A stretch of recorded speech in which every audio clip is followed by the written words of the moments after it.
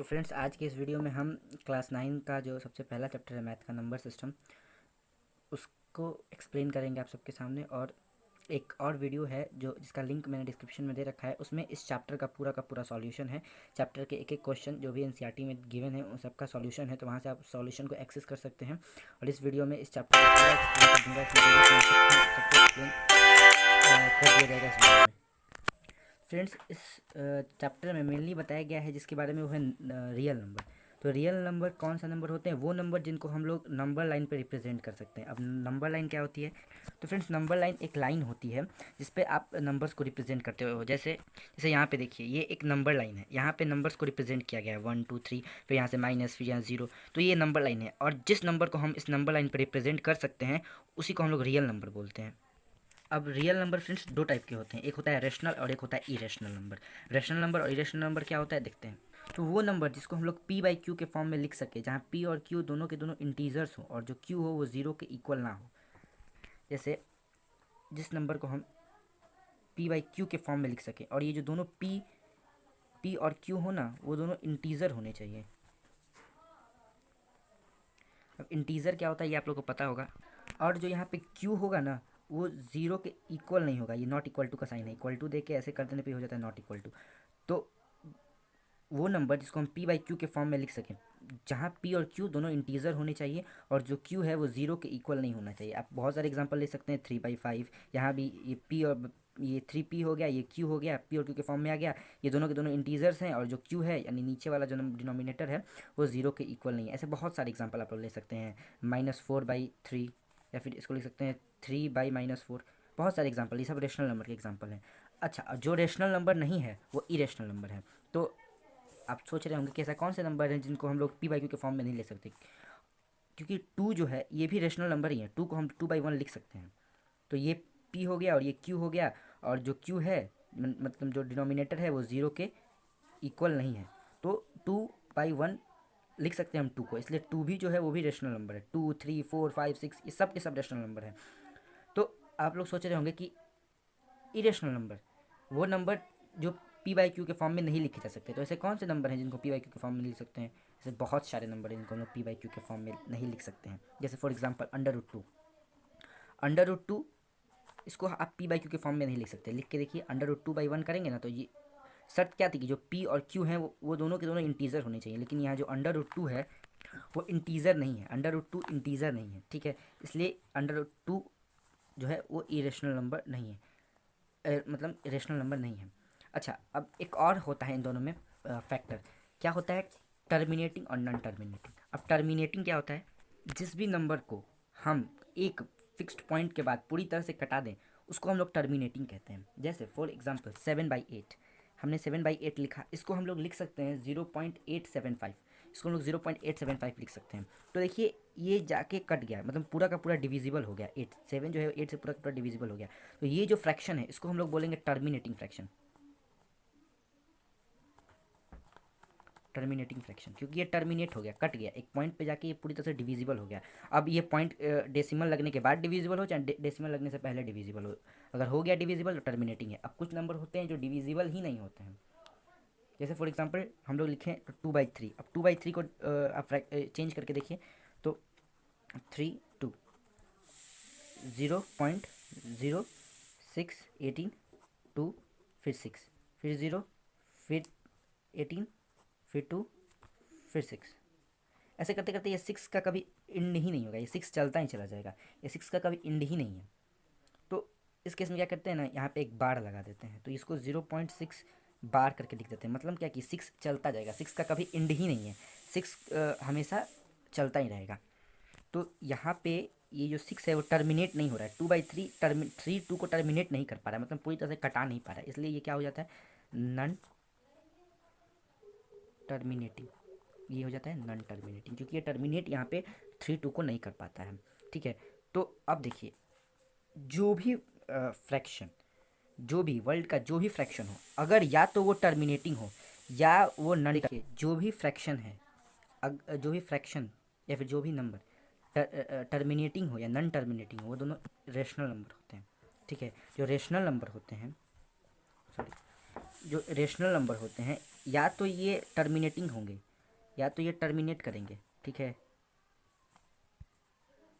या तो ये टर्मिनेट करेंगे, या तो ये टर्मिनेटिंग होंगे, या फिर ये नॉन टर्मिनेटिंग होंगे, ठीक है। या तो ये टर्मिनेटिंग होंगे या तो नॉन टर्मिनेटिंग होंगे। और जो इरेशनल नंबर होते हैं ये नॉन टर्मिनेटिंग नॉन रिक्रूटिंग होते हैं। अब इसका मतलब क्या है, जैसे फॉर एग्जांपल आप अंडर रूट 2 लिखिए, तो अंडर रूट 2 का जो वैल्यू है ना उसको कैलकुलेट करेंगे आप, तो आएगा 1 4, सॉरी ये नहीं होगा, 1.4142135623 और ऐसे चलता जाएगा, मतलब अंत ही नहीं है, ये नंबर आते ही चले जाएंगे, ये नंबर रुकेंगे ही नहीं कभी, ये आते ही चले जाएंगे।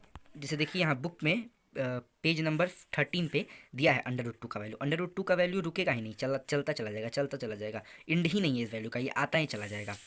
तो ये तो टर्मिनेट भी नहीं हो रहा है, टर्मिनेट मतलब क्या कि पूरी तरह से कट जाना है। यहाँ मैंने दिखाया है ना कि जो टर्मिनेट यहाँ जो 7/8 है ये टर्मिनेट हो जा रहा है, कट जा रहा है एक पॉइंट के बाद, ठीक है। लेकिन जो अंडर रूट 2 का वैल्यू है, यहाँ पे अंडर रूट 2 का जो वैल्यू है ये तो टर्मिनेट नहीं कर रहा है, ये नॉन टर्मिनेटिंग वैल्यू हो गया क्योंकि ये कट नहीं रहा है पूरी तरह से। और नॉन रिक्रूटिंग, नॉन रिक्रूटिंग का मतलब इसके ऊपर आप रिकरिंग भी नहीं कर सकते, बार भी नहीं दे सकते। यहाँ पे तो हमने इसके ऊपर बार दे दिया 0.6, तो ये हो गया 0.6 के बाद बार दे दिया तो ये 6 चलता जाएगा इसका मतलब, लेकिन बार दे दिया। और लेकिन इसके ऊपर यहाँ अंडर रूट 2 की किसी वैल्यू के ऊपर बार दे ही नहीं सकते क्योंकि लोग रिपीट नहीं कर रहे हैं। हमारे केस में क्या 6 रिपीट कर रहा था, लेकिन यहाँ पे ये रिपीट ही नहीं कर रहे हैं। अब जब रिपीट ही नहीं कर रहे हैं तो इन पर बार भी नहीं दे सकते, तो ये नॉन टर्मिनेटिंग नॉन रिक्रूटिंग हो गया। यहाँ पे एक और फैक्ट दिया है कि जो पाई का जो वैल्यू है ना वो भी नॉन टर्मिनेटिंग और नॉन रिक्रूटिंग वैल्यू ही है, वो भी ना टर्मिनेट कर सकता है, वो भी इरेशनल नंबर है। जो पाई है, पाई सर्कल में हम जानते होंगे, सर्कल का फॉर्मूला ये निकालने का, सर्कमफ्रेंस निकालने का फॉर्मूला होता है 2πr, तो सर्कल में पाई आता है, ठीक है। तो जो पाई है वो भी, पाई क्या होता है, पाई जो है ये मान लीजिए सर्कल है आपका, तो सर्कल का ये इसको हम लोग बोलते हैं डायमीटर, और ये हो गया सर्कल का सरकमफरेंस, ये जो गोल है सरकमफरेंस, तो पाई जानते हैं, सरकमफरेंस बाई डायमीटर, इसको पाई बोलते हैं हम लोग। तो उन्हें समझने के लिए जो पाई की वैल्यू है वो 22/7 रख रखी है, लेकिन असल में 22/7 पाई का रियल वैल्यू नहीं है। पाई का रियल वैल्यू अगर कैलकुलेशन होगा, अगर एक थ्योरम होता है हमारे ये जो बहुत पहले के मैथ्स थे, एशियंट ट्रेडिशनल मैथ थे इंडिया के, उसमें एक फार्मूला था जिसको हम लोग रूल ऑफ कॉर्ड बोलते हैं। कॉर्ड निकालने का एक फार्मूला था जिसको हम लोग शुल्ब सूत्र बोलते थे। उसी की हेल्प से हम लोग ने पाई का वैल्यू कैलकुलेट किया और इतना आया पाई का वैल्यू, और यही पाई का रियल वैल्यू है, लेकिन हम लोगों ने इसको राउंड ऑफ करके 22/7 के इक्वल ले रखा है। देखिए जो इरेशनल नंबर है वो भी तो एक रियल नंबर है, तो इरेशनल नंबर को भी तो हम लोग नंबर लाइन पर रिप्रेजेंट कर ही सकते हैं। तो इरेशनल नंबर को हम लोग नंबर लाइन पर कैसे रिप्रेजेंट करते हैं उसको आपको अभी बताता हूँ। देखिए पहले हम लोग एक नंबर लाइन ले लेंगे, जैसे यहाँ पे दिखाया गया इस एक्टिविटी में, एक नंबर लाइन ले लेंगे। नंबर लाइन लेने के बाद जितने भी हमारे लेटर्स हैं उसके बीच में हम लोग 1 1 यूनिट का डिस्टेंस रखेंगे। जैसे 0 यहाँ 0 है, ये 1 है, तो 0 और 1 के बीच का जो डिस्टेंस होगा वो होगा 1 यूनिट।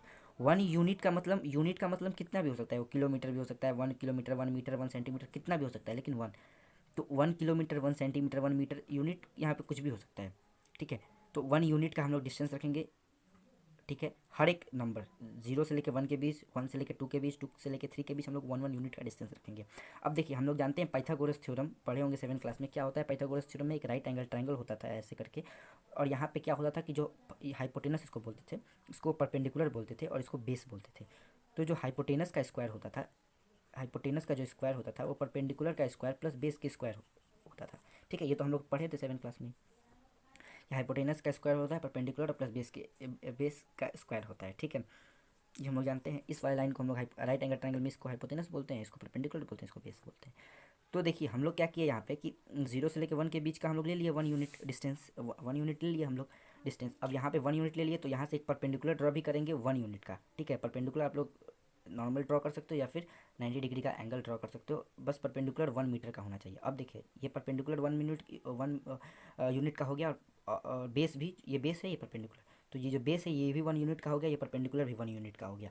तो हाइपोटेनस का जो स्क्वायर है इक्वल टू परपेंडिकुलर, हमारे पास 1 है, 1 का स्क्वायर कर देंगे, प्लस बेस भी 1 है, 1 का स्क्वायर कर देंगे।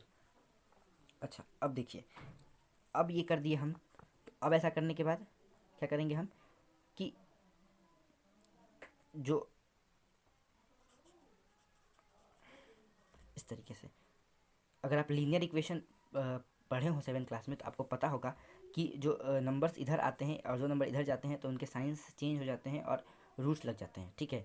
तो ये जो स्क्वायर है इसको इधर सेंड करेंगे हम तो ये अंडर रूट में कन्वर्ट हो जाएगा। तो अंडर रूट में कन्वर्ट हो गया तो अंडर रूट 1 का स्क्वायर प्लस अंडर रूट 1 का स्क्वायर, तो ये किसकी अंडर रूट 1 का स्क्वायर, अंडर रूट 1 का स्क्वायर क्या होगा 1 1 होगा, तो 1 + 1 कर देंगे तो ये क्या होगा टोटल अंडर रूट 2 हो जाएगा। अंडर रूट 2 एक इरेशनल नंबर है जो कि रिप्रेजेंट हो जाएगा। अब ये वाला जो है ये अंडर रूट 2 आ गया आपका वैल्यू, इस वाले का वैल्यू है, इस वाले का लेंथ जो है वो है अंडर रूट 2। अब क्या करेंगे कि यहाँ पे कंपास रखेंगे और कंपास से एक आर्क ड्रॉ करेंगे जो कि नंबर लाइन को जाके कट करता हो, और जिस पॉइंट पे कट करेगा ना वो हो जाएगा आपका अंडर रूट 2 का वैल्यू रियल नंबर लाइन पर। तो इसी तरीके से हाइपोटेनस का पाइथागोरस थ्योरम का यूज़ करके आप किसी भी नंबर को रिप्रेजेंट कर सकते हैं। जैसे आपको 5 को रिप्रेजेंट करना है फॉर एग्जांपल, तो 5 को आप लोग हम लोग 5 हमको हाइपोटेनस में हमको 5 लेके आना है, मतलब इसका वैल्यू हमको 5 लेके आना है। तो हम लोग कर सकते हैं 2 का स्क्वायर प्लस 1 का स्क्वायर और अंडर रूट डाल देंगे, तो ये जो होगा ये 5 के इक्वल आ जाएगा, ठीक है। ये 4 + 1 अंडर रूट 5, ये अंडर रूट 5 अंडर रूट, ठीक है। अंडर रूट 5 इरेशनल नंबर है, इसको रिप्रेजेंट कर सकते हैं ऐसे करेंगे हम, और नंबर लाइन पे ऐसा करेंगे तो जो ये इसका वैल्यू होगा वो अंडर रूट 5 आ जाएगा। फिर यहाँ पे हम लोग कंपास को रखेंगे और यहाँ से आर्क ड्रॉ कर देंगे और हो जाएगा जो वैल्यू जो यहाँ पे पॉइंट इंटरसेक्ट करेगा आर्क आके वो होगा अंडर रूट 5। की बुक में एक आइडेंटिटीज़ भी दिए हुए हैं रियल नंबर के बारे में कि अगर कोई 2 रियल नंबर हैं तो कुछ उनसे आइडेंटिटीज़ बन सकते हैं, उनसे कुछ आइडेंटिटीज़ का फॉर्मेशन किया गया है। जैसे अगर हम a और b को इंटू करते हैं और उन लोगों उनमें अंडर रूट a और b हो तो हम लोग उसको under root a into under root b के फॉर्म में लिख सकते हैं। अगर under root a plus under root b bracket under root a minus under root b हो तो हम लोग इसको सिंपली a माइनस b के फॉर्म में भी लिख सकते हैं। ये देखिए ये इतना बड़ा था, इसको इतना छोटा कर दिया गया है। ये ऐसा था, सॉल्व करने में दिक्कत लग रहा था, इसको ऐसा कर दिया गया। तो ऐसे करके बहुत सारे आइडेंटिटीज़ हैं यहाँ पर। उसके बाद एक और दिया रेशनलाइज मतलब क्या, डिनोमिनेटर को 1 के इक्वल ला देना। अब जब डिनोमिनेटर को हम लोग इक्वल 1 के इक्वल, या फिर अगर सही मायनों में बोला जाए तो एक वहाँ पे एक रियल नंबर को ला देना, ठीक है। वहाँ पे कोई इरेशनल नंबर ना रहे, वहाँ पे कोई एक रेशनल नंबर को ला देना, को ही रेशनलाइजेशन करते हैं। तो रेशनलाइजेशन अगर ऐसा हो जाएगा तो हम लोग किसी भी नंबर को रिप्रेजेंट कर सकते हैं नंबर लाइन पर। जैसे फॉर एग्जांपल के लिए यहाँ पे ये जो नंबर है 1/√5 प्लस √2, इसको हम लोग रिप्रेजेंट नहीं कर सकते नंबर लाइन पर, क्योंकि नीचे में भी पहले इसको रिप्रेजेंट करने में बहुत डिफिकल्टी होगी, या फिर कहिए कि नहीं कर सकते। लेकिन अगर यहाँ पे हम कोई रेशनल नंबर ला दें, जैसे 7 ला दें, 8 ला दें, 9 ला दें, तो 1/9 1/8 इस सबको हम लोग रिप्रेजेंट कर सकते हैं। तो यहाँ 9 8 7 ऐसे कोई भी रेशनल नंबर ला देने को ही हम लोग रेशनलाइजेशन करते हैं। तो रेशनलाइजेशन करने के लिए यहाँ पे एक फार्मूला सिंपल से बताया गया है कि अगर इस नंबर को आपको रेशनलाइज करना है तो सिंपली उसको जो यहाँ नीचे में नंबर है उसका अपोजिट आइडेंटिटीज़ करके, जैसे यहाँ पे प्लस है तो यहाँ पे माइनस करके, और नीचे भी जिससे नीचे इंटू करते हैं उससे ऊपर में इंटू करते हैं, इस तरीके से करके हम इसको रेशनलाइज कर सकते हैं। और thank you very much for watching this video. अगर आप लोग को इसका सॉल्यूशन चाहिए तो उस वीडियो का लिंक डिस्क्रिप्शन में दिया हुआ है, और अगर आपको कोई डाउट हो तो कमेंट जरूर करिएगा, मैं आपका कमेंट जरूर पढ़ूंगा।